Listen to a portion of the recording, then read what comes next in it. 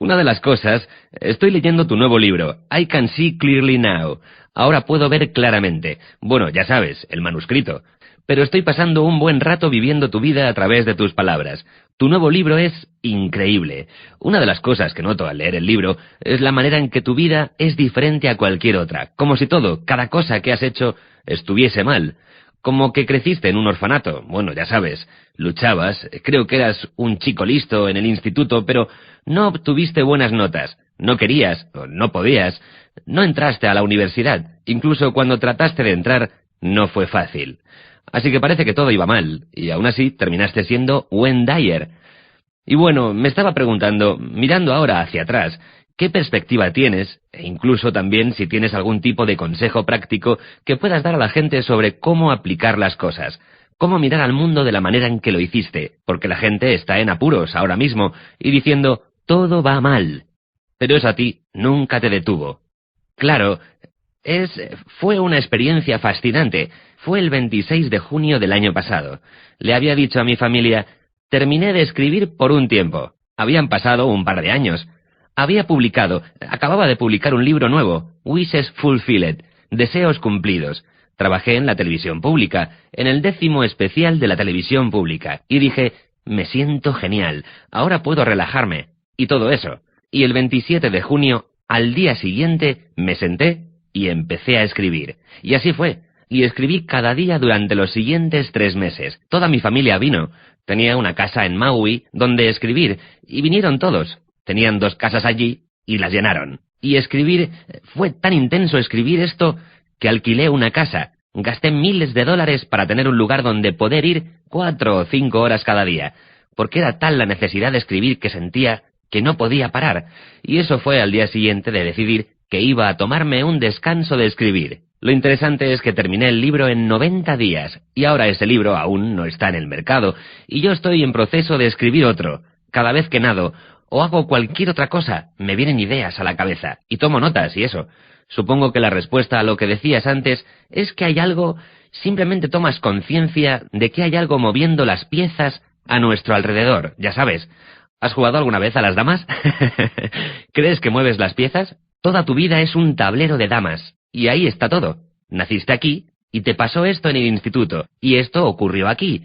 Y tienes una sensación, sobre todo al mirar atrás, empiezas a darte cuenta de que hay algo más moviendo todas esas piezas de tu vida. Yo lo comprendí desde el principio. ¿Y lo reconociste al principio, o más bien al recordar el pasado?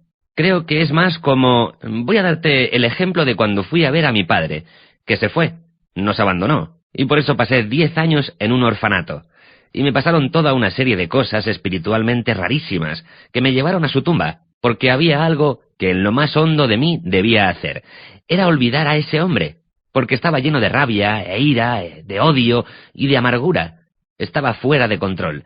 Bebía, estaba triste, siempre preguntándome cómo puede alguien dejar a su familia y todo eso. Y me guiaron para ir a su tumba de Biloxi, Mississippi. Y mientras ocurría, como preguntabas, me dieron una tarjeta de visita que ponía dónde estaba enterrado.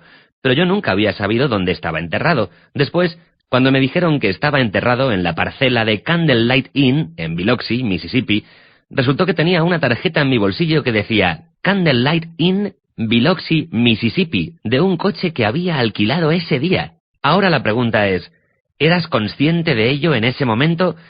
En ese momento, ¿sabes qué pensaba? Esto es una coincidencia. Es interesante, ya sabes. Dice Biloxi. Y yo voy a Biloxi y eso. Y no lo tuve en cuenta. Es Candlelight Inn. Y la dejé. Pero después, cuando miras en retrospectiva, cuando empiezas a mirar atrás, es lo que tengo. Ha sido bueno para mí. Y lo que sugería y ofrecía a la gente es el conocimiento de que no importa lo que esté ocurriendo en tu vida, mientras puedas mirarlo en retrospectiva. Una de las historias que abren I Can See Clearly Now, ahora puedo ver claramente, ocurre cuando estaba en 4º grado. Tenía 10 años, y era la primera vez que vivía con mi madre desde que era un niño, y la primera vez, literalmente, que veía a mi hermano mayor. Lo sé. Jim, yo no... Eso nunca lo había pensado, pero él no estaba contigo. Tú y tu otro hermano estabais juntos, pero... No, mi hermano David y yo estuvimos juntos en todas las casas y los distintos lugares en los que estuvimos, orfanatos, casas de acogida, pero mi hermano mayor se quedó con mi abuela mientras mi madre trabajaba. Así que tenía 10 años y nos acabábamos de reunir. Mi madre había vuelto a casarse. Se había casado con un hombre muy parecido a mi padre, un alcohólico, un maltratador. Estuvo con él unos 5 años. Una de las primeras historias que evoqué cuando escribía los momentos más significativos. Recuerdo cuando hablábamos sobre si debía escribir este libro o no, y tú me animabas de verdad. Yo dije, ¿quién va a leer mi historia? En realidad no es una memoria, es una mirada a todas las cosas significativas, a gente, a eventos, a circunstancias que surgieron en un determinado momento, y que luego, cuando echas la vista atrás, dices, ¡Dios mío! Esto encaja en ese patrón.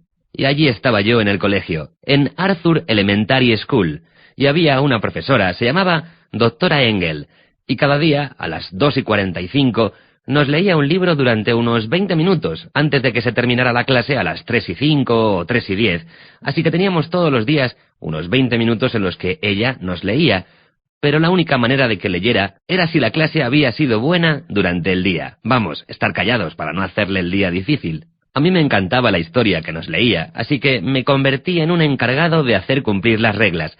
Su encargado, porque la gente me escuchaba. Si alguien hablaba, iba y le decía, «Para ya, no se habla en clase», porque quería escuchar. El libro era El jardín secreto, un libro muy famoso escrito en 1909. Es la historia de una niña de 10 años que estaba en un orfanato. Se la llevan a una casa y allí descubre un jardín secreto. Y ese jardín no es un lugar muy físico, es un lugar en su interior. Pero cuando entran en ese jardín, ella tiene amigos que eran infelices y estaban tristes. Cuando entran en ese jardín, podía hacerlos felices y podía hacerlos, ya sabes, cobrar vida. Ahora miro atrás, 10 años, mi vida ha sido aprender que la gente tiene un jardín secreto dentro de ellos, que cada una de las personas que está viviendo esto ahora mismo tiene un lugar dentro de ellos donde pueden hacer que pase cualquier cosa que quieran, y que pueden triunfar. De eso es, de lo que iba el libro. Así que fue simplemente fascinante, ya sabes, poder hacer eso. Creo que lo que ofrecía a la gente como sugerencia es que, cuando estas circunstancias o estas cosas aparezcan en tu vida, en lugar de decir, ¿por qué me está pasando esto a mí?, y enfadarnos, yo digo que hay 3 vías para alcanzar el esclarecimiento. Una es el esclarecimiento a través del sufrimiento. Ya sabes, te pasa algo como estar 10 años en un orfanato, te echan del colegio, o estás pasando una mala racha en tu vida, pierdes un trabajo o lo que sea, y tras un periodo de tiempo, quizás 10 o 12 años, miras atrás y dices, oh, ahora ya sé por qué pasé eso. Pero hay un nivel más alto que el del sufrimiento mayor, que es el de gratitud, ya que no tienes demasiados periodos de 10 años, tienes 4 o 5, y después tu vida se está acabando, estás dejándonos, ya sabes. Exactamente. Así que llegas a ese punto en que algo está ocurriendo en este momento, no importa lo que sea. Es lo que simplemente digo, es como tener un sentimiento de gratitud, no solo por todas las cosas agradables o las buenas personas que aparecen en tu vida, sino tener ese sentimiento de gratitud por todo lo que está pasando en tu vida. Como ahora mismo en mi vida. Hay un asunto, estoy luchando con un problema en mi espalda, estoy teniendo este problema, pero en vez de decir todos los días, oh, ¿por qué me está pasando esto? No me debería estar pasando a mí, no es justo. ¿Cómo puede ser? ¿Por qué a mí? Ya sabes, es como otro de esos desafíos, porque soy un profesor que enseña a la gente a curarse, no solo físicamente, sino todos los aspectos de su vida, así que pienso que es solo otro regalo que me han dado. Voy a intentar esto, a trabajar en aquello, voy a meditar, y aparecerá la persona correcta o la que haga falta siempre que te concentres en ello. Y después, en último lugar, llegas a lo que yo llamo tercer nivel de esclarecimiento, que es a donde escapas cuando vienen los problemas. De hecho, puedes ver esto venir, y en vez de pasar por el sufrimiento, o tener que luchar con ello, en ese momento simplemente lo rodeas y te alejas de lo que sea. Ahí es a donde todos queremos llegar. Exactamente, sí. Esto es interesante, ¿sabes? El jardín secreto y todo eso. Una de las historias que cuentas en tu nuevo libro es cuando estabas en la Universidad de St. John. Estabas ocupado, dabas conferencias, ejercías de consejero, impartías clases. Habías lanzado tu libro, pero tenías un jardín secreto al que solías escapar. Es cierto, ese es un buen punto. Creo que es algo realmente interesante. Dices en el libro que solías ir allí, y en 20 minutos todo podía cambiar. Y era... Sí, cuando estaba enseñando en Nueva York, en Queens, había un parque. La universidad está entre las avenidas Grand Central y Utopía. Lo recuerdo bien porque siempre estaban en obras por allí. Cuando volví allí 20 años después de irme, las mismas obras, la misma gente, simplemente haciendo lo mismo otra vez. Así que recuerdo el día que hice esto. Todo el mundo estaba, ya sabes. Mi oficina estaba repleta, 20 o 30 personas esperando para verme. Tenía que dar una conferencia y tenía una clase después. Así que decidí salir por las escaleras traseras del Marillac Hall, caminar hacia la avenida Utopía, bajar la calle, atravesar el parque y sentarme en una gran roca. Simplemente me senté allí y cerré los ojos. Esto fue antes de aprender, de que supiera nada acerca de la meditación. Claro, esto es por lo que tengo curiosidad. Así que así fue como fue tu primer acercamiento. Totalmente. Y ni siquiera sabías lo que estabas haciendo. Básicamente dije, tengo que salir de aquí. Tengo 8 hijos, así que ya sabes, sé cómo es eso. Especialmente porque tuvimos 5 en 8 años. Quiero decir, muchos niños pequeños y eso. Y ya sabes, Miguel Ángel, en uno de los libros que escribí, La sabiduría de todos los tiempos, hablaba de la importancia de escaparse de algunas de las cosas que hacemos. Yo lo hago incluso cuando escribo. Si empieza a costarme trabajo, y es difícil, o las palabras no te vienen, a veces, si simplemente lo dejas, él dijo que incluso cuando pintas, si simplemente lo dejas y te alejas, y te das a ti mismo, te das un respiro, en 10 o 15 minutos vuelves y es como si todo empezara a funcionar. Así que parece que todo iba mal y aún así terminaste siendo Wayne Dyer.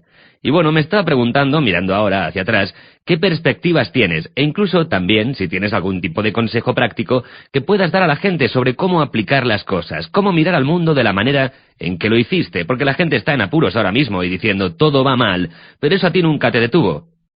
Uno de los ejemplos que doy a menudo es cuando estás duchándote y tienes prisa. Tienes que llegar a algún sitio y es como, Dios mío, tengo 2 minutos, tengo que ducharme. Todo el tiempo que estás en la ducha, estás pensando, tengo que acabar. Sales, te secas y te das cuenta de que aún estás sudando, estás empapado y todo viene a ti. Pero si mientras te estás duchando, aunque solo tengas 2 minutos, si simplemente inspiras profundamente y te calmas, encuentras ese lugar lleno de paz de tu interior. Sales de la ducha, en la misma cantidad de tiempo, te secas, ese sudor ya no está. Tu cuerpo reacciona de diferente modo. Obviamente, sudar es una reacción física a un pensamiento, así que cualquier cosa que esté ocurriendo en nuestro mundo, todo es, especialmente cosas que estén ocurriendo en nuestro cuerpo, vienen de lo que pensamos, son producto de los pensamientos que tenemos. Así que, sea lo que sea que estés haciendo, donde quiera que estés en tu vida, si te sientes agobiado y estresado, en lugar de... Hablé con mi hija de esto anteayer, cuando estábamos volando hacia aquí para hacer esto, dar una charla y hacer esta entrevista. Estas cosas. Ella es cantante. Canta en el programa conmigo y estaba acelerada, haciendo esto y alterándose y dijo, quiero comer algo, tengo algunos arándanos, quiero esos arándanos, los tengo aquí. Y fue a cogerlos y todos los arándanos salieron volando, algo se rompió. Y le dije... Eso es porque estás creando una energía con tus pensamientos. Y cuando cambias, lo he dicho miles de veces, cuando cambias el modo en el que ves las cosas que miras, cambian. El mundo se convierte en un lugar que coopera contigo en lugar de estar contra ti. Y puedes hacer todo eso cambiando el modo en que miras al mundo entero. Sí, lo vi. He estado contigo y tus hijos en Disneylandia y recuerdo que ellos eran pequeños. Oh, Dios mío, sí. Estaban corriendo por allí y dijiste, bien, chicos, id a otra atracción. Dejad que me siente aquí 10 minutos para meditar. ¿Cierto? Y te sentaste allí y estuviste 10 minutos. Totalmente. Fue increíble para mí ver que podías hacer eso. Creo que es un gran consejo para la gente. Lo hice antes de dar una charla, siempre. ¿Cuántas charlas crees que he dado en los 40 años? Miles. ¿Qué llevo haciendo esto? Por lo menos varios miles, ante un público muy numeroso y eso, pero antes siempre hay esa especie de ansiedad y nerviosismo, porque nunca lo das por hecho. Claro, simplemente creo que tengo la habilidad de ponerme delante del público y hablar como un regalo que me ha dado Dios. y estoy muy agradecido por ello. Así que me recuerdo a mí mismo, ya sabes, es como repetir una línea dentro de un curso de milagros que dice: si supieras quién caminaba a tu lado todo el tiempo, en este camino que has elegido, nunca experimentarías miedo, duda o ansiedad de nuevo. Simplemente no estaría ahí. Si supieras que tenías ayuda y que había una guía a tu disposición, que no tenías que acelerarte, simplemente habrías aprendido a bajar el ritmo.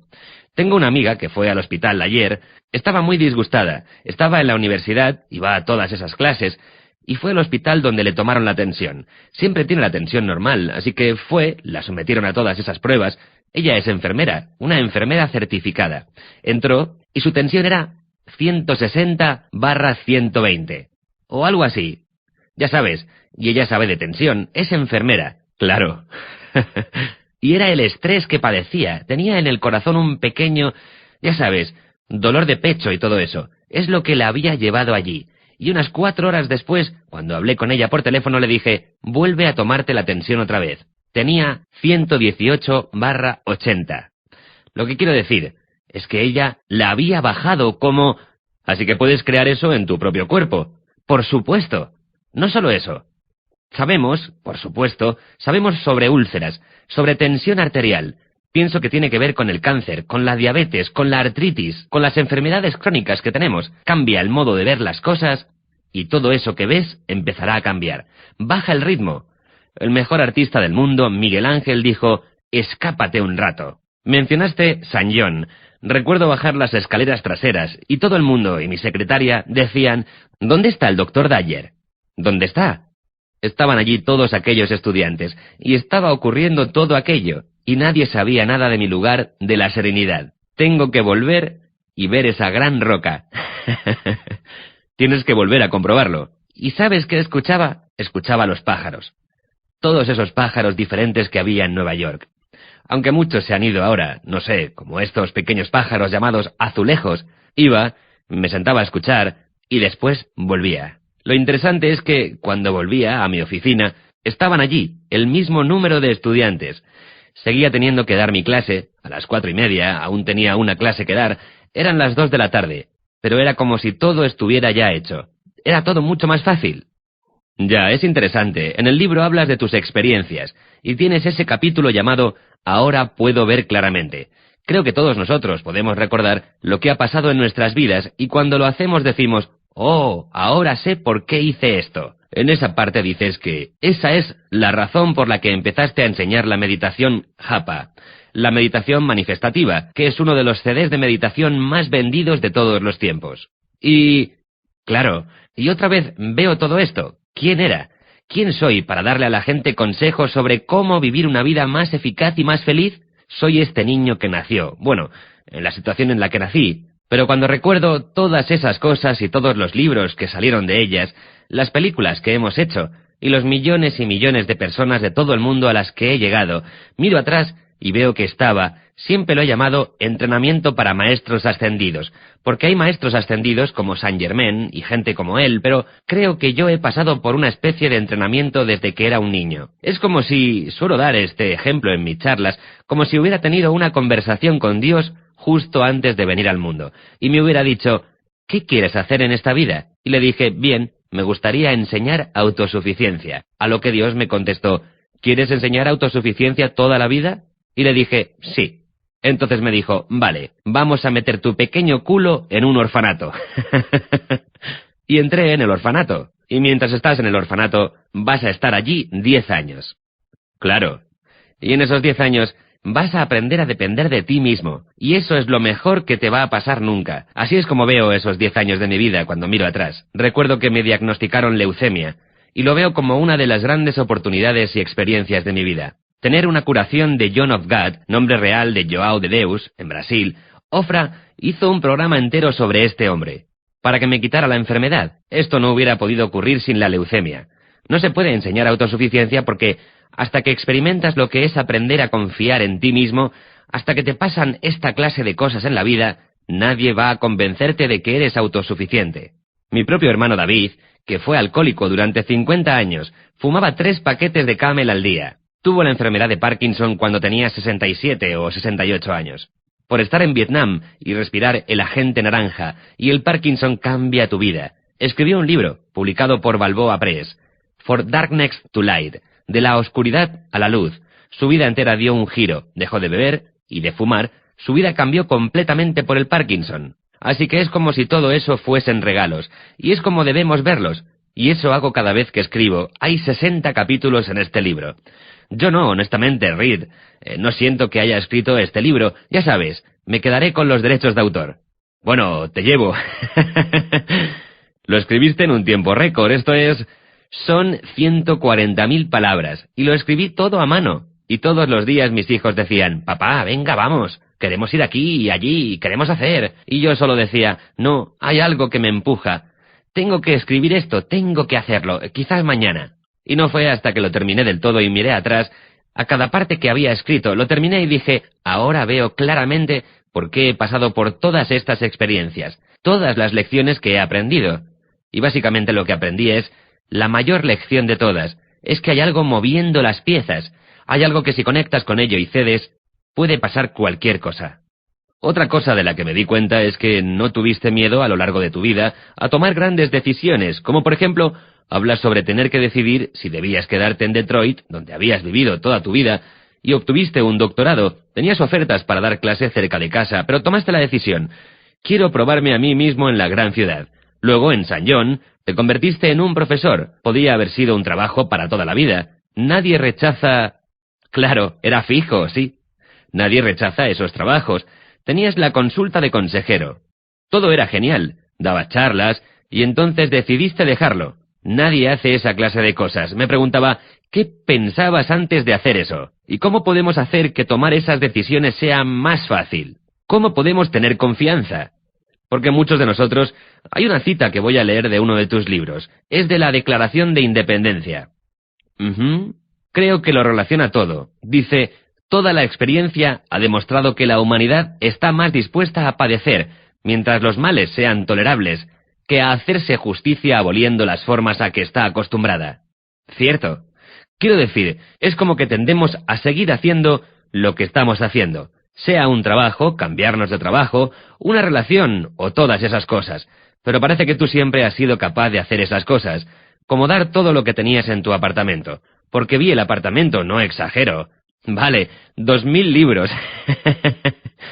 Había toneladas de cosas que simplemente diste. Y te gustaban esos libros. Me encantaban. Sé lo mucho que querías esos libros. Solía ir a visitarte a ese apartamento. Decías, no toques mis libros, no los muevas. Cierto, cierto.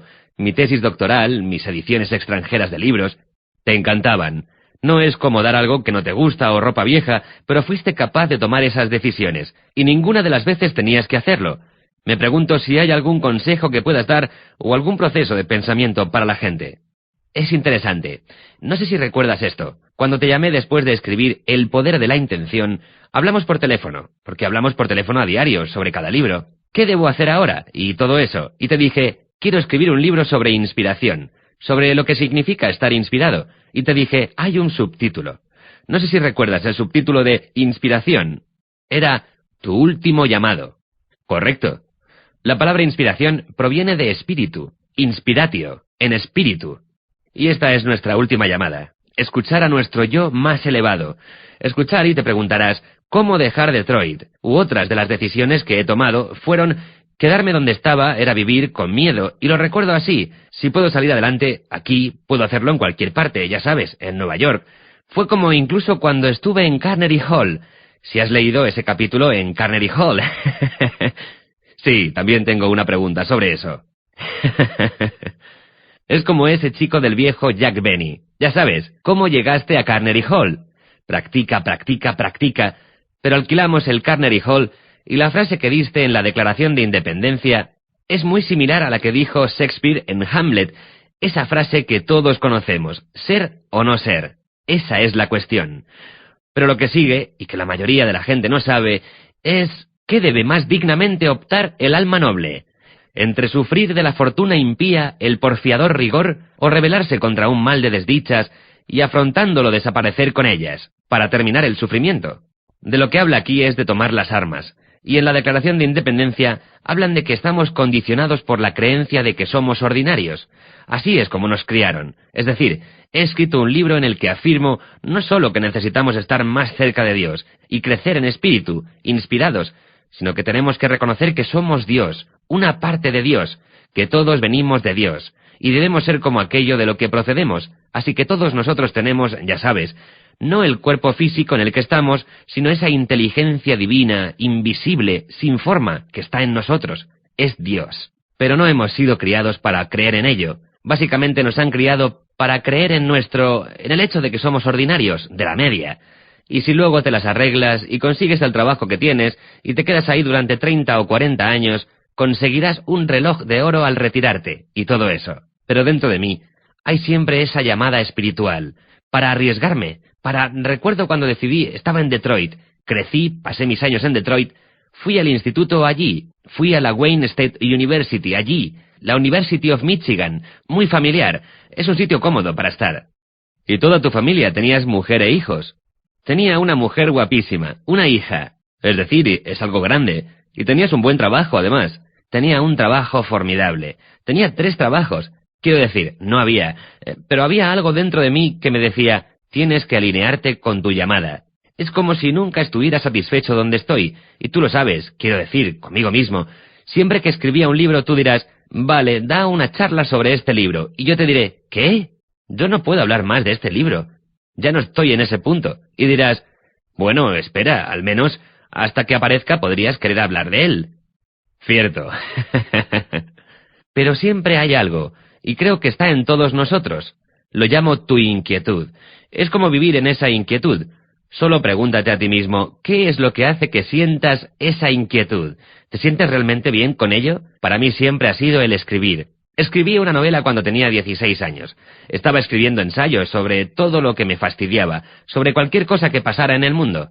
Me sentaba y escribía un ensayo. Así que escribir era mi modo de expresarme, mi inquietud. Hablar enfrente del público, ver a gente a la que le ha cambiado la vida a causa de lo que yo podía de hacer. Incluso dijiste que tenías miedo de hablar cuando la primera... ¿Miedo? Estaba aterrado. Lo vivía como solo esperaba. Tenía que hacer una exposición oral sobre un libro de la señora Sureta Thompson, en 10º grado, en el Instituto de Denby, y yo esperaba que le diera un suave ataque de corazón. No quería que muriera, solo quería que no apareciera en todo el día para así no tener que dar el informe. Pero siempre, ¿recuerdas que yo tenía una buena amiga que falleció no hace mucho? Susan Jeffers. ¿La recuerdas? Claro que te acuerdas. Hicimos muchos programas juntos. Escribió un libro llamado Aunque tenga miedo, hágalo igual. ¡Hágalo igual! Siempre me ha gustado el título. Siempre he pensado que vivimos en este mundo actuando en base al miedo. Sí. Publicamos un libro hace poco en Hay House en el que sacamos a la luz a esta mujer. Anita Moorjani, Dying to be Me. En él cuenta que tuvo cáncer y casi, ya sabes, estuvo tan cerca de la muerte solo a horas. De hecho, murió literalmente y fue capaz de volver. Y cree realmente que el cáncer, las enfermedades, las cosas que forman parte de nuestra vida, están en función de los miedos que tengamos. Y de lo que hablabas antes. Mi consejera en la Wayne State University era la doctora Mildred Peters. La quería mucho. Otro ángel en tu vida. Ella era realmente un ángel. Me introdujo en el programa doctoral. Ella se hizo cargo de, ya sabes, simplemente vio algo en mí que la hizo sentir. Pude recordar ir a su oficina ese día y hablar con ella. Dije, tengo esta oferta para ir a esta universidad de Nueva York.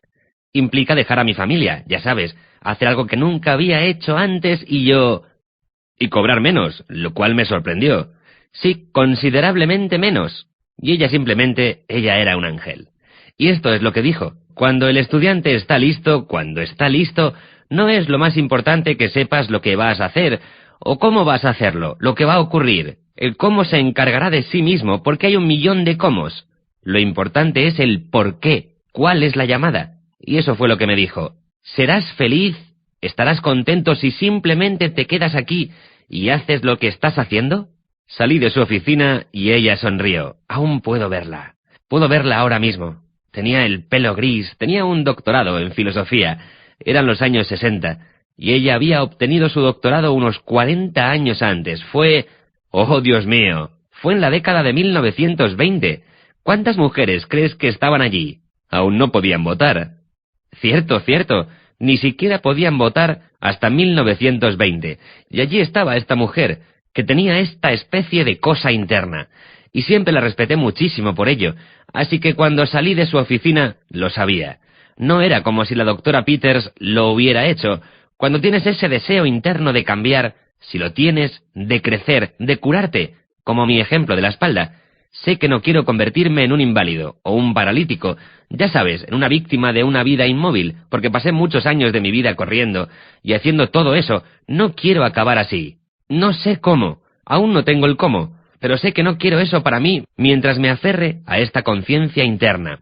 Esto es lo que nos dice el libro Un curso de milagros, saber que hay un principio para nosotros, y saber que tenemos el deseo de cambiar, que todo lo que tenemos que hacer es el deseo, pero el deseo no puede ser simplemente un deseo, tiene que ser un deseo ardiente. Y un deseo ardiente es muy diferente de otra clase de deseos.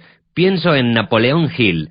Nunca llegué a conocerle, pero tenía un libro llamado Piense y hágase rico. Él dijo, y no solo hablaba de rico refiriéndose al dinero, sino de vivir en una vida rica. Solía decir, la diferencia entre las personas que pueden crear una vida para ellos y aquellas que viven en niveles de conciencia ordinarios son aquellos que tienen un deseo ardiente en su interior. Y un deseo ardiente es un deseo. Es como tener una llama interna que nunca titila. Aunque te ocurra lo peor, no puedes apagar la llama. Yo siempre he tenido esta llama, y sé que nadie puede apagarla. No hay ninguna diferencia. Puedes encerrarme, puedes mandarme al ejército 4 años, ponerme toda clase de normas, decirme cómo vestir y dónde estar. Pero ahí está esa llama interna. Y cada movimiento que hago, que de hecho en mi vida, como escribí en I Can See Clearly Now, fue un movimiento hacia mi libertad, hacia vivir más mi inquietud. Cuando algo golpea esa llama interna, la razón de ello es tu inquietud. La causa por la que sientes pasión es porque eso es lo que hace que te pongas en consonancia con quien realmente eres. No eres este cuerpo y todos tus logros, y cuando te pones en consonancia con tu inquietud interna, simplemente tienes que dejarte ir. Esto lo decimos en el momento de recuperación. Tienes que dejar que Dios haga su voluntad. Que Dios haga su voluntad. Todos lo sabemos. Simplemente déjalo. Deja lo que quiera que sea que mueve las damas. Déjalo hacer el movimiento. Vas a conseguir una dama. ¿Has jugado alguna vez a las damas? Ya sabes. Sí, puedes ir adelante y atrás. Exacto. Y ahora ya no tienes que ir siempre adelante. Eso es. Ahora puedes hacer toda clase de cosas nuevas y aparecerá. La dama aparecerá, de la manera que necesites para hacerlo. Pero vas a tener que tener eso interno, ese deseo ardiente, esa llama interna. No puedes, y nadie ha podido, nadie ha sido capaz. Lo llamo, me has oído contar la historia 1.000.000 de veces, lo llamo ser un vil elefante. Sí, cuando estaba en 3er grado, en el orfanato de Miss Clemens, en Michigan, volví a casa y le pregunté a la señora Scarf, ¿qué es un vil elefante? Y me dijo, nunca lo he escuchado. ¿Dónde lo has oído? He oído a la señora Poole diciéndole al director que Gwen Dyer estaba en su clase y era un vil elefante. Ella cogió el teléfono, uno de esos en los que marcabas así, y la llamó. Sí, lo recuerdo. Les conté la historia a mis hijos y me dijeron, ¿en serio había teléfonos en esa época? Cogió el teléfono y el director dijo, no fue así. No dijo que fuera un vil elefante, dijo que era un elemento de distracción en su clase. Tienes que ser un elemento de distracción. Si quieres algo práctico, tienes que escuchar lo que causa tu inquietud. Si quieres ser un artista y tu familia te está diciendo que tienes que estar en este negocio en el que llevamos haciendo papel higiénico durante 4 generaciones, pero hay un artista dentro de ti que quiere dibujar o componer música o no sé, mudarse a otra ciudad. Siempre digo, Reed, que tengo 2. Escucha, le digo esto a toda la gente que quiere escribir o ser famosos, porque todos quieren ser Gwen Dyer, y eso es... Claro, por supuesto. Lo oyes todo el tiempo, ya sabes, tú... Sí, todos quieren ser tú o tener tu vida, una de las 2 cosas. Así que siempre digo, coge 2 trozos de papel. Pon en este papel todo lo que estés dispuesto a hacer para que algo pase. Escríbelo todo. Y en esta otra, pon todo lo que no estés dispuesto a hacer. Las cosas que no quieres hacer, como por ejemplo, no vas a mudarte a otra ciudad, no vas a mudarte a Luisiana cuando has nacido en Maine. Las cosas que no vayas a hacer. Y esta lista de aquí, la de las cosas que no estés dispuesto a hacer, debería estar siempre en blanco. Debería. Y para mí siempre está en blanco. Ese es un gran... No hay nada que no esté dispuesto a hacer. Con ello quiero decir, nosotros, tú y yo, lo hicimos. Tú eres como yo. Es por eso que somos tan buenos amigos. Cuando la PBS vino a buscarnos para que hiciéramos... Bueno, ahora ya hemos hecho 10 programas. Recaudamos unos 200 millones de dólares. Unos 250 millones. $250 millones recaudados por la televisión pública, pero cuando vinieron en 1998 no querían pagar por el programa, ¿recuerdas? Cierto, no pagaban por el programa. Porque dijeron que nadie iba a ver espiritualidad en la televisión. Cierto. Esto no va a ser parte de... Así que, ¿qué hicimos? Es como si no hubiera nada en la lista de las cosas que no estamos dispuestos a hacer. Queríamos decirle al mundo lo que sabemos. Y apoyamos la televisión pública, creemos en ella, así que Luis y yo dijimos, vale, ¿cuánto tenemos que poner? No teníamos tanto, ya sabes, no estábamos tan bien como ahora, pero por decirlo de algún modo. Cierto. Pero tuvimos que poner una considerable cantidad de dinero. Tú lo aprobaste, Luis lo aprobó, así que cubrimos un cheque, pagamos por hacer el programa. Básicamente pagamos por hacernos a nosotros mismos, porque el dinero suele estar en las listas de lo que la gente no está dispuesto a hacer. No tengo dinero, no puedo permitírmelo. No debería hacer nada por lo que dijéramos no estoy dispuesto a hacer por dinero. Siempre hay un camino para conseguir dinero. Cuando Saddam Hussein fue derrocado, se encontraron reservas, se encontraron 5.000 millones de dólares en billetes de $20 o algo así. Hay dinero, toneladas. Está por todas partes, ahí fuera. Solo tienes que saber cómo alinearte con él. Alguien te lo prestará. O ya se te ocurrirá algo.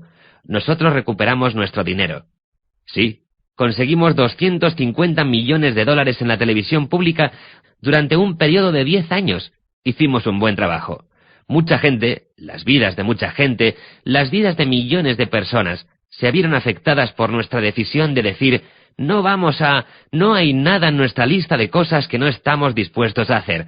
No tenemos nada. Por cierto, eso fue por lo que dejé la empresa de publicidad más importante de Nueva York, Simon & Schuster, HarperCollins, y además los dejé para poder estar en una compañía y estar con gente como Luis. Y como tú, que no teníais nada en vuestra lista de cosas que no haríais. Si vas a dar una conferencia en la televisión pública en Montana, te garantizaré, incluso me lo dijiste cuando me dijiste que viniera a Hay House a tiempo completo, te garantizaré que estaré allí. Puedes llamarme, puedes incluso ponerlo en tu contrato, que si no te sigo en esto, entonces puedes irte. Ese es el modo en el que llevas tu vida. No todo el mundo está ahí fuera dirigiendo una agencia de publicidad o un negocio, pero lo que sea que quieres manifestar y atraer y crear por ti mismo, empieza con un deseo ardiente, y no teniendo nada en tu lista de cosas que no estás dispuesto a hacer, y entonces simplemente haces que ocurra. Sí, otra cosa de la que me he dado cuenta, cuando miro tu libro, es muy interesante haber tenido el libro 2 semanas antes de hacer esta entrevista, ya que ahora tengo todas estas preguntas. Es parte de lo que estábamos hablando. Que quería preguntarte y ahora es como... Dios mío, esto es mejor que todas esas preguntas. Pero una cosa común de la que me he dado cuenta es que todas esas, y cito, fuerzas invisibles que te han afectado en tu vida. Por ejemplo, corriste el maratón griego y un ángel te ayudó. Contarás esa historia en un minuto. Estuviste 2 veces en Asís, 3 veces. Pero 2 milagros que yo sepa. Quizás nos vas a contar un tercero, pero una vez estabas llevando a alguien escaleras arriba y tu rodilla se curó. Otra vez estabas dando una conferencia en el escenario y creo que es una de las cosas más increíbles que algunos de nosotros hayamos visto. Está en cinta, está grabado, puedes verlo. Verlo. Experiencing the miraculous. Experimentando lo increíble. Claro, ahí hay otra especie de cosa mística. La concepción de Sage. Mi hija. Nuestra pequeña hija Sage. Hija, es una historia increíble, realmente increíble. Estuviste en Escocia hace poco y dijiste que viste a tu madre allí. Mi madre murió en julio, y esto fue en septiembre. Y ella no tuve un simple sueño con ella, estaba allí. Vino hacia mí en la habitación y justo antes de que pudiera hablar, ella estaba en Escocia. Y su nombre de soltera era Bollick, pero el nombre de soltera de su madre era Macmillan. Y me enseñaron el tartán de los Macmillan, me acuerdo, y empecé a llevarlo. Lo sé, ahora dirás que notas cada vez más y más de esas cosas místicas, como que ya sabes que empezarás tu próximo libro el 4 de diciembre. Claro. Y todas esas cosas, en mi propia vida. Mi propia hermana murió recientemente, como ya sabes. Hace algunos años ahora, pero he estado escuchando todos esos audiolibros y leyendo y toda esa clase de cosas y dije, Robin, ese era su nombre, si estás bien, estaba escuchando la radio, si estás bien dame una señal. Y estaba escuchando una emisora, una de rock and roll, donde nunca ponen esta canción, pero su canción favorita era Angel, de Sarah McLachlan. Ah, sí. Y literalmente estaba conduciendo calle abajo, pensé que estaba en mi mente, mi mujer Cristina estaba en el coche conmigo. Y pensé que estaba en mi cabeza, pero cuando la canción terminó, esa canción empezó. Es increíble. Y creo que ese fue el momento clave en mi vida, en el que me di cuenta realmente, no lo había notado otras veces, pero debía haber estado ocurriendo. Y esto es lo que me pregunto. ¿Puedes decirnos cómo notarlo o cómo atraerlo? Puedo. Me refiero a que parece que a ti te pasa todo, así que es, una vez más, es como un 1%. Estas cosas te pasan todo el rato, me dices, estoy pensando en esto, y me viene la idea de un libro. Siempre ha sido así. Es por lo que escribí You will see it when you believe it. Lo verás cuando creas en ello. Porque sigues usando la palabra es increíble. Lo has dicho 6 o 7 veces, y he querido decirte, Reed, es exactamente al revés. Escribí el libro You will see it when you believe it. Lo verás cuando creas en ello. Así que es muy creíble, pero estábamos tan condicionados para creer esa clase de cosas. Son simplemente coincidencias, son solo cosas que surgen arbitrariamente en nuestras vidas, cuando el hecho es que todos nosotros tenemos esta clase de guía a nuestra disposición, y ocurren todo el tiempo. Le pregunto siempre al público, ¿cuánta gente ha tenido esa experiencia de estar pensando en alguien, como decías antes, que estabas pensando en tu hermana? Un ejemplo que doy es, no has hablado con ella en 5 o 6 años, y estás pensando en ella, no puedes dejar de pensar en ella, y de repente el teléfono suena, y es tu hermana. ¿A cuántos les ha pasado? Y todas las manos de la habitación se levantan y dicen, oh, es solo una coincidencia. Pero en matemáticas, el término coincidencia viene de la palabra coincidir, y si piensas en la geometría, dos ángulos que coinciden son dos ángulos que encajan, perfectamente. Así que hemos cogido un término que significa algo que encaja perfectamente, y lo interpretamos como algo que aparece accidentalmente o por azar. Así que estoy debatiendo, ¿cómo respondo a esto? Una de las cosas que creo es que, y que sé, es que estos ángeles, Doreen Virtue es una buena amiga nuestra, habla de ángeles, pero ella lo hace de un modo algo diferente al que yo lo hago. De lo que estamos hablando aquí es de una guía mística, o una especie de... Sí, es nuestra.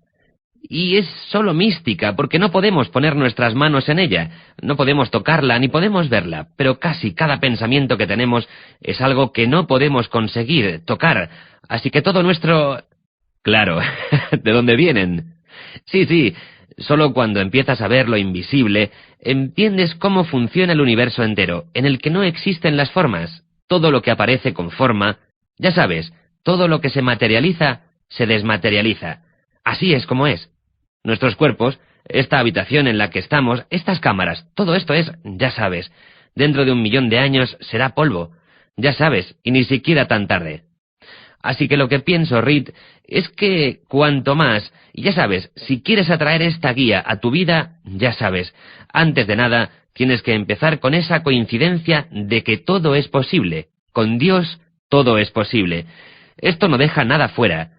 Y después, creo que la clave para esto, al menos lo que he aprendido escribiendo I Can See Clearly Now, es que cuando me comporto como Dios se comporta, y como esos ángeles se comportan, entonces ellos se reconocen en ti. Quiero decir, si estás lleno de rabia, juicio o condena hacia otros, crítica, si estás lleno de odio, venganza y todo eso, y esperas tener esa guía divina, esa guía no es nada más que amor, puro amor. Cuando ellos, les llames ángeles o guía o ayuda mística, o como quieras llamarles, del otro reino, como Anita decía, si te estás comportando de un modo que es un anatema para ellos, o incluso si no es un anatema, si es inconsciente, estás pidiendo al amor puro que venga y te guíe. Eso es lo que es Dios, lo que son los ángeles. Y al mismo tiempo tú estás lleno de rencor, odio y venganza, así que ellos ni siquiera pueden reconocerse en ti. Hablaste de Asís. Me estaban sacando de una pista de tenis, mi rodilla estaba, porque he corrido muchos años, en tantos maratones, y he jugado mucho al tenis, y tenía una rotura de cartílago, así que me sacaron, me hicieron una placa de rayos X, incluso antes de las resonancias magnéticas, y me dijeron que estaba hueso con hueso. Vas a tener que usar una rodillera que usaba normalmente y en última instancia vas a tener que venir y hacer un reemplazo de rodilla porque no vas a poder andar sobre esa mucho tiempo. Así que mientras estaba en Asís, y hablo de esto en la película que hicimos este año, mientras estaba en Asís, donde San Francisco ha sido una fuerza poderosísima en mi vida, el hecho de que el nuevo Papa haya elegido Francisco, creo que es un No sabes esto, pero él eligió su nombre por el de mi hija. Porque su segundo nombre es Francis, pero eso... Lo acepto. Pero puedes pensar que es por San Francisco, está bien. Así que estábamos en San Damiano y estaba llevando a este chico, John Graybill, que tenía distrofia muscular y llevaba rodilleras y no podía continuar. Yo no llevaba mi rodillera porque no pensé que fuera a caminar mucho y le dije a John, pon tus brazos alrededor de mi cuello y te subiré las escaleras. Así que olvidándome de mí mismo, que es como es Dios, ¿cómo nos ama Dios? El amor de Dios dice, os quiero, no me debéis nada, no tenéis que hacer nada. Hay un poema genial de Hafiz, ¿lo conoces?, donde dice que incluso después de todos estos años, el sol nunca le dice a la tierra, me debes algo. Piensa lo que puede hacer un amor como ese, ilumina al mundo entero, esa clase de amor en la que no pides nada a cambio. Así que eso es lo que estaba haciendo. Y en ese momento no era porque sea Wayne Dyer, y no es porque sea famoso, no era por nada de eso, simplemente era porque simplemente me había olvidado de mí mismo, y había hecho algo de un modo altruista, y en el proceso de hacerlo estaba actuando como Dios actúa, y cuando... Es algo así como la ley de atracción de la que habla Esther. Y cuando haces eso, cuando te olvidas de ti mismo, cuando sacas tu ego del cuadro, cuando tu mantra es, ¿qué hay delante de mí? ¿Cuánto más puedo obtener? Y así, cuando tu mantra es, ¿cómo puedo ayudar? ¿Qué puedo hacer por ti? Cuando practicas vivir de esa manera, es cuando atraes esa guía mística porque se reconocen en ti. Así es como se comportan. Al menos es como yo lo veo. Y es lo que enseñan en los discursos I am, yo soy, y como escribí en mi libro Wishes Fulfilled, deseos cumplidos. Y he visto que cuanto más saco mi ego de la foto y cuanto más pienso cómo puedo ayudar a los demás, lo que hago ahora, en lugar de pensar siempre en mí mismo, es como, ¿qué puedo hacer por esta persona? Y cuanto más hago eso en mi vida, más de esos milagros aparecen todo el tiempo. Claro, es interesante. En una de las últimas conferencias he oído que hablaste de la recapitulación. Es de... Sí, Carlos Castañeda, estoy muy interesado en ello. Nunca te he oído hablar mucho acerca de eso antes, pero me preguntaba si puedes contarnos un poco sobre ello. Y quizás cómo la gente puede aplicarlo, porque parece algo que realmente puedes aplicar en tu vida. Por supuesto, es lo que es I Can See Clearly Now, ahora puedo ver claramente. Es solo un ejercicio de 3 meses de recapitulación. En alguno de sus libros escritos da ejercicios sobre cómo mover la cabeza de este modo y del otro y esas cosas. ¿Y eso qué es? Cuéntanos un poco. Básicamente de lo que dice es que intentes recrear un lugar. Es algo así como NPL, programación neurolingüística. Cuando os contaba la historia de la señora Engels y el jardín secreto, cuando estaba en 4º grado allí sentado escribiendo, tenía la mano en la mesa y simplemente la dejaba hacer. Solo estaba allí sentado, estaba haciendo lo que él haría. Me movía de izquierda a derecha y volvía. Estaba de nuevo en la clase. ¡Oh, Dios mío! Así que antes de nada, pude verme saliendo de casa. Caminaba hacia el colegio. Estaba a unos 3 bloques más allá, quizá 3 bloques, 3 largos, quizá 1 milla. Así que me vi caminando hacia el colegio y cuanto más lo hacía, más pensamientos venían. Luego pude verme entrando en clase. Lo estoy haciendo incluso ahora. Veo el colegio y la clase. Puedo ver a la señorita Engel, esta señora grande, de constitución fuerte. Llevaba gafas, siempre iba de verde, y se sentaba en el frente de la clase. Teníamos un reloj en la pared que ponía Seth Thomas. No sé si recuerdas el nombre de Seth Thomas, pero estaba en todas las escuelas del país. Era una clase de reloj. La gente que esté viendo esto reconocerá Seth Thomas, y yo, porque lo miraba, porque sabía que a las 2:45 ya sabes, así que comprobaba, claro, no podías esperar, era como si... Y también podía ver sentada a mi derecha, escribí, de hecho, ha fallecido, escribí sobre ella, en mi cuenta de Facebook. Su nombre era Irlene Renz, fue el amor de mi vida, tenía 10 años, algo rubia, y se sentaba, solía dar gracias a Dios a diario por ello, se sentaba justo a mi derecha. La miraba y mi lengua estaba fuera. La quería muchísimo. Después seguía y podía ver. Estuve en ese colegio 1 año. Nunca he estado más de 1 año en un colegio. Lo sé, es asombroso. Puedo decirte los nombres. Cuando estaba haciendo la recapitulación, solo haciéndola, recapitulando mentalmente todo eso, podía ver a Richard Powell, a Fred Green, a Leonard Zimnikis. Son nombres de gente que estaba allí conmigo, y ¿sabes qué? Después de estar más o menos 1 hora haciéndolo, tenía los nombres de 20 niños que estaban en 4º grado conmigo. Y un día estaba todo, cada pequeña parte estaba ahí.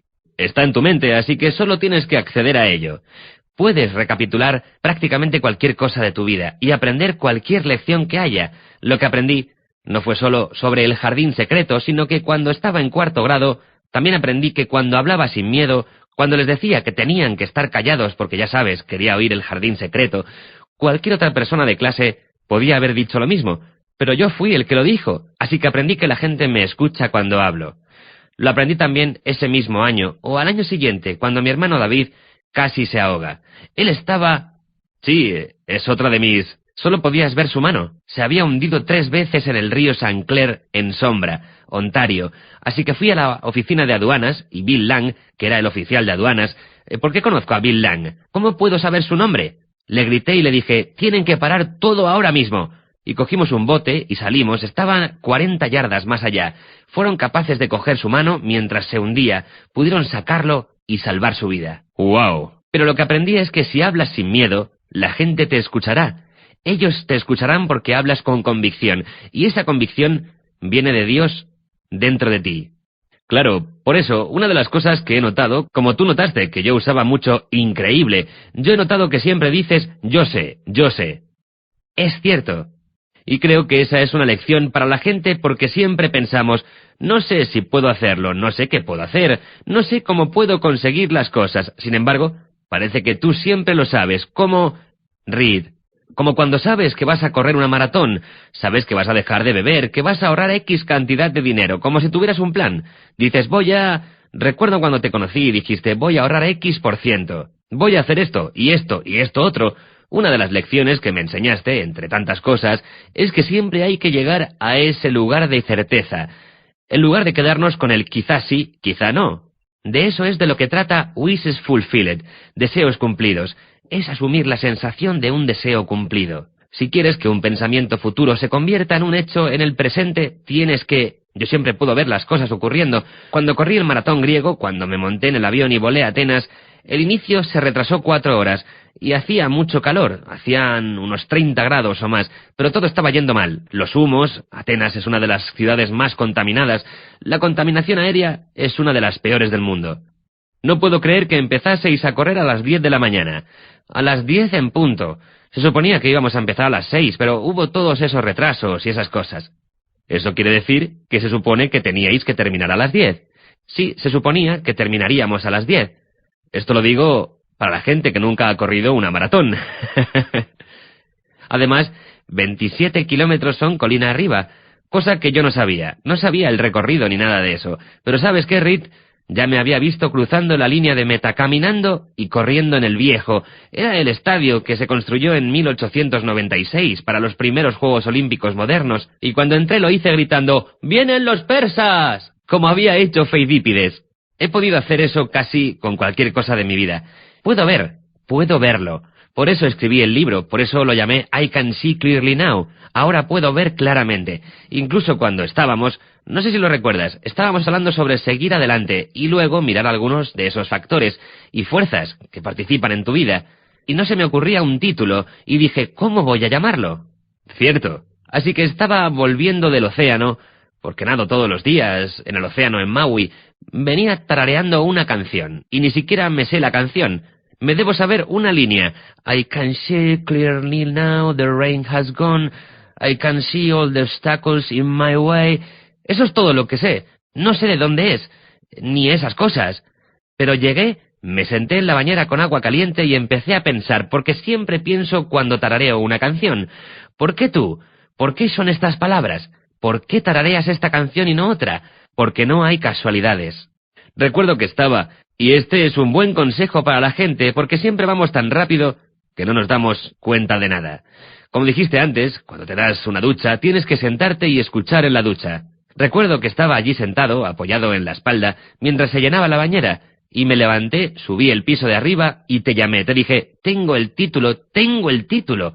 Me preguntaste qué decía y te dije, se llama I Can See Clearly Now. Y pude hacerlo, todos podemos, porque nuestra imaginación es el mejor regalo que nos han dado. Para mí es como si una vez que he puesto algo en mi imaginación, una vez que está ahí, encerrado ahí, es como ese deseo ardiente del que hablábamos antes. Una vez que está ahí, y es por lo que tengo esta certeza acerca de lo que es, cuando empiezo un libro, quiero decir, tú has estado conmigo, creo que he escrito 12 o 13 libros solo para Hay House. He escrito 41 libros en total. ¿Alguna vez he entregado un libro tarde? No. Simplemente no es posible. ¿Y cuántos de tus autores decían, vale, lo tendré en septiembre? El 80 o el 90%. Sí, pero eso no es posible en mi caso, porque yo lo que hago cuando empiezo un libro, ¿recuerdas lo que hago? Haces la portada del libro, la pones. Te digo, llama al departamento creativo, y que hagan la cubierta que vamos a usar, no una que decidamos luego que no usaremos, dame la cubierta. Y ellos dirán que aún no he escrito una palabra, y yo contestaré que para mí, cada vez que miro la portada, me doy cuenta de que ya está hecho. Solo tengo que alinearme porque Dios escribe todos los libros y reparte todos los discursos y ya sabes, construye todos los edificios. Así que nosotros somos simplemente instrumentos, somos nosotros permitiéndolo. Por tanto, de lo que se trata en realidad es de permitir, es tener el conocimiento de que el libro ya está hecho. Ahí está, ahí, justo ahí está su portada, solo déjalo pasar.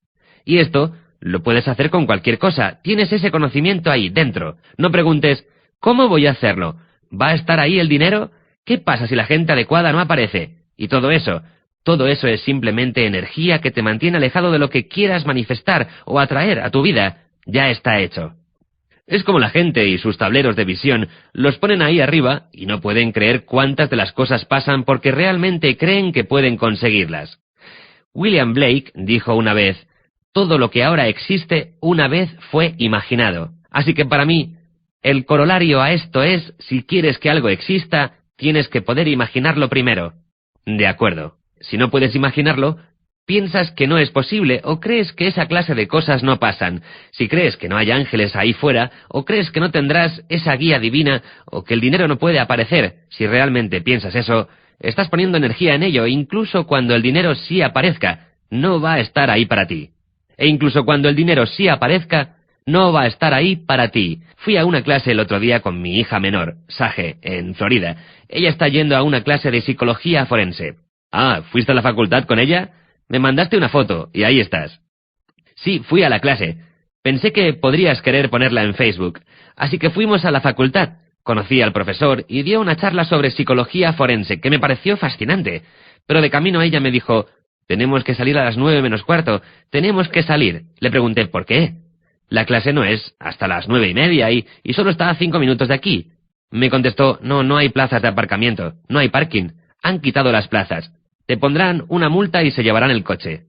Es la FAU, Florida Atlantic University, en Boca Ratón. Le dije, bueno, salgamos a las 9. Ella me dijo, no habrá sitio para aparcar. Le dije, Sage, habrá una plaza de aparcamiento.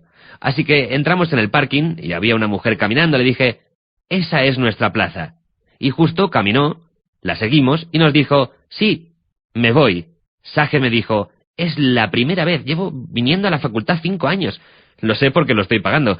5 años y nunca jamás. Siempre tengo que venir temprano. Es la primera vez que hay un sitio para aparcar aquí. Le dije, porque si buscas que no haya sitio para aparcar, atraerás el que no haya sitio. Si ya has visto tu plaza de aparcamiento, es como si no te importara dejar que ella la use. Está bien. Pero ahora yo estoy aquí. Así que puede usarla hasta que tú llegas, ¿no? Claro, pero ahora yo estoy aquí. No tienes que enfadarte con ella. Te lo estoy diciendo, funciona con cualquier cosa, funciona para curar. Especialmente para curar. Si tienes un catarro y dices, shh, tengo un resfriado, pero está en mi garganta. O en mi nariz ahora. Mañana estará también en mi garganta, pero el jueves estará en mi pecho. Voy a tener que faltar al trabajo el viernes porque tendré fiebre.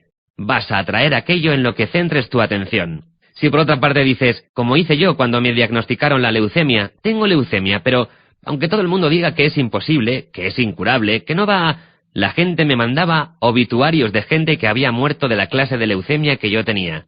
Ya, cada link de internet que habla de todas las cosas malas que te pueden pasar. Eso es lo que me encanta de mi iPad, que me compré hace poco. Tiene un símbolo llamado papelera, una cesta pequeña. Simplemente vas y borras lo que quieras. Incluso hace un pequeño ruidito. Hace op y se va directo a la papelera. Toda la información que entra, que es incoherente con aquello que quieres atraer en tu vida, simplemente presionas el botón de papelera y te quedas con tu visión, porque todo lo que existe en este universo, incluidos nosotros mismos, primero tenemos que ser imaginados. Y si no puedes imaginártelo, estás perdido, y lo habrás perdido. Esta ha sido una entrevista asombrosa. Muchas, muchas, muchas gracias. Gracias, genial. Hemos hecho esto mucho juntos, muchas de estas cosas juntos. Sí, hacemos esto por teléfono continuamente. Sí, claro. ¿Y cuántos millones? Siempre digo, Reed, tengo una idea de $1 millón. Siempre me devuelve la llamada. Dice, podemos hacer esto, intentemos eso, vamos a pensar en esto. Y mucha gente piensa, ¿por qué habláis todos los días, chicos? Y les digo, porque un montón de ideas sobre cómo dirigir esta empresa de publicidad, el modo en que hacemos las cosas que hacemos, todas vienen de estas conversaciones. Sí, ideas para ayudar a todo el mundo a hacer sus cosas, y esperamos que esta entrevista, sé que esta entrevista va a ayudar a mucha gente, y... Genial. ¿Voy a cobrar por esto, por cierto? Muchas gracias. Simplemente, esto se podrá escuchar en internet gratis. Oh, Dios mío. Una vez más. Vale. De acuerdo, gracias.